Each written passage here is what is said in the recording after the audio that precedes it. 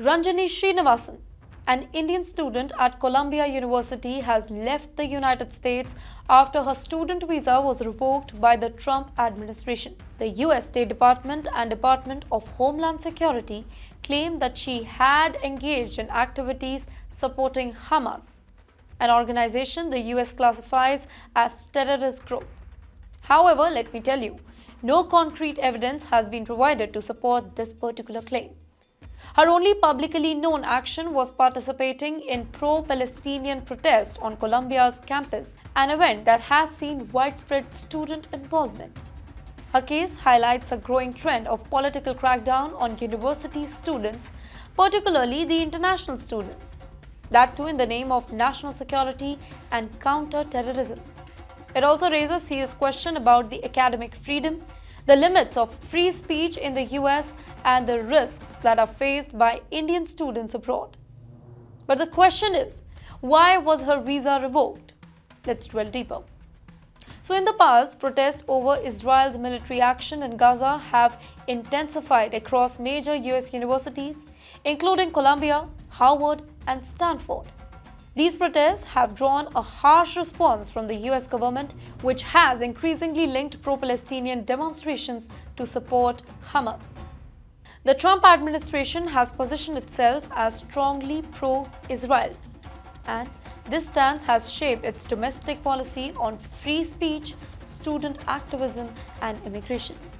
Following months of protests at Columbia, the White House cut $400 million in federal grant and contracts to universities as punishment for not taking any strict action against the protesters. Against this backdrop, the Department of Homeland Security and the State Department moved to revoke this Indian student's F-1 visa on March 5, 2025. Officials cited her alleged support for terrorism, but they have not presented any proof that she engaged in violent activities or she had any connection to Hamas. Instead, her visa revocation appears to be a part of broader crackdown on international students engaged in political activism. Those who don't know, let me tell you what is self-deportation first. In response to increasing immigration restriction, the US government launched a new self-deportation features on its CBP Home app in early 2025. This controversial feature allows individuals whose visa has been revoked or who are undocumented to declare their intent to leave the country voluntarily. Ranjani became one of the first known cases of an international student using this particular system.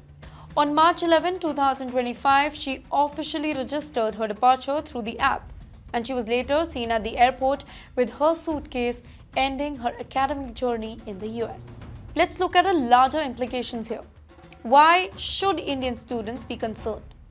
First of all, free speech and political expressions are now really risky for international students. Historically, American universities have been considered centers of free thoughts and political discourse.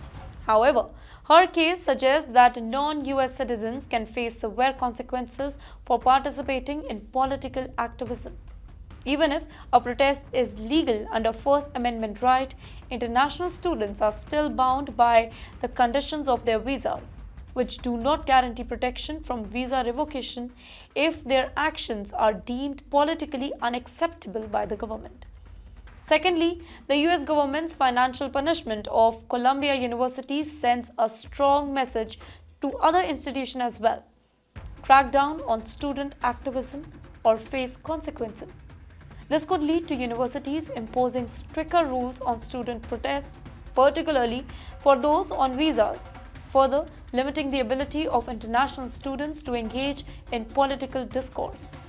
Thirdly, with over 2 lakh Indian students in the US, this incident raises important question for Indian students who may find themselves engaged in political controversies, intentionally or unintentionally. Given the growing geopolitical complexities surrounding India, the US, and global conflict, future politics could further restrict visa for international students involved in activism or political discussion. The Trump administration has already tightened visa rules, reduced the number of student visas that are issued, And also, he has increased scrutiny of international students from specific countries. Now that Trump has returned to the office, visa rules are only going to be more restrictive, particularly for those involved in activism. Cases like Ranjani's could become more common, making it very difficult for international students to understand the risk of engaging in political movement. In the end, Ranjani Srinivasan's case is a wake-up call for all the Indian students in the US. While universities promote academic freedom, the political reality is that free speech protection cannot always extend to non-citizens. The risk of visa cancellation, self-deportation, or even forced removal has become really concerning. This incident highlights a deepening divide between the ideal of freedom speech and the realities of political suppression in the US. It raises urgent question: are international students truly free to express their opinion without any fear of consequences? Will visa revocation become a common practice to suppress these voices? What does this mean for Indian students and their future in American universities? As the US heads into another election cycle, Indian students and their families must closely watch how immigration policies evolve, because what happened to Ranjani Srinivasan may not be an isolated incident.